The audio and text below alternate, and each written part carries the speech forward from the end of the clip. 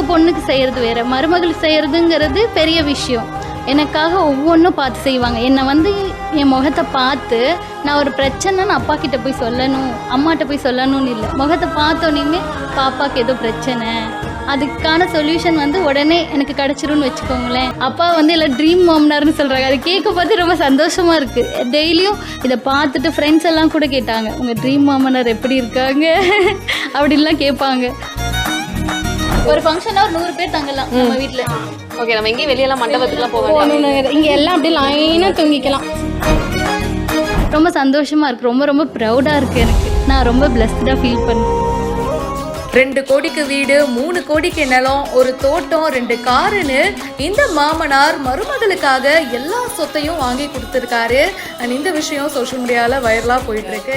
என்னை பார்க்க வரும்போதே 10-15 பவுன் போட்டிருப்பாங்க. மேரேஜ் ஆனதுக்கப்புறம் வீடு, தோட்டம், ஒரு லேண்டு, 2 காரு, ஜுவல்ஸ், அதுக்கப்புறம் ஜுவல்ஸ், அது போக பேங்க்ல அக்கௌண்ட்ல அமௌண்ட் போடுறது எல்லாமே செஞ்சிருக்காரு. முன்னாடி இருந்து யோசனை பண்ணுறதுங்கிறது இல்லைங்க. இப்போ நம்ம பாடுபடுறோம், சம்பாதிக்கிறோம், இதெல்லாம் பேரம்பேத்திகளுக்கு, மருமகளுக்கு, பையனுக்கு, பசங்களுக்கு தானே. நம்ம பேரில் வச்சு நம்ம என்ன பண்ண போகிறோம், நம்ம வச்சுக்கிட்டு. அப்பாவோட பிளான் தான் இந்த வீடு எல்லாமே. ஸ்பெசிஃபிக்காக பார்த்தீங்கன்னா இந்த கபோர்டு இல்லை, நான் வர வரைக்கும் இது இல்லை. நான் வந்ததுக்கப்புறம் எனக்கு ஒரு கபோர்டு வேணும், வாட்ரூப் வேணும்னு சொல்லிட்டு எனக்காக தனியாக இது பண்ணி கொடுத்தாரு அப்பா.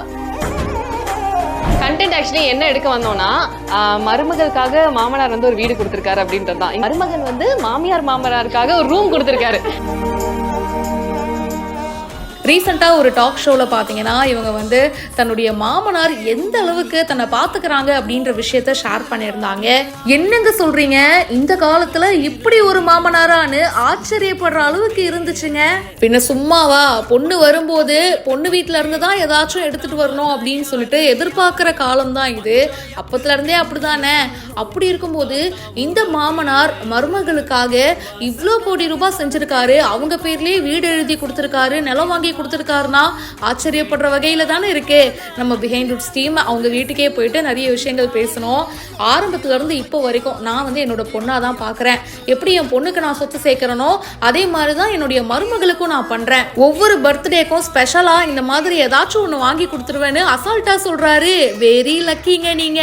2 கோடி ரூபாய்க்கு அவ்வளோ பெரிய பிரம்மாண்டமான வீடு, அது அவங்களுடைய மருமகளுடைய பெயர்ல தான் இருக்கு. அதுக்கப்புறமா தோட்டம், நிலம், 2 காருன்னு மருமகளை அந்த அளவுக்கு பாத்துக்கிறாரு. அவர் மட்டும் இல்லைங்க, ஒட்டுமொத்த ஃபேமிலியே மருமகளை தாங்குறாங்க. தன்னோட சொந்த பொண்ணை எப்படி பார்த்துப்பாரோ அதே மாதிரி பாத்துக்கிறாருல. உண்மையிலேயே கிரேட்டுங்க. 2 கோடி ரூபாய் மதிப்புள்ள வீட்டுடைய ஹோம் டூரு, அதுக்கப்புறமா ஃபேமிலியோட நிறைய விஷயங்கள் பேசியிருக்காங்க. அது எல்லாமே உங்களுக்காக பிஹைண்ட் வுட்ஸ் O2 சேனல்ல இருக்கு. மறக்காம மிஸ் பண்ணாம பாருங்க.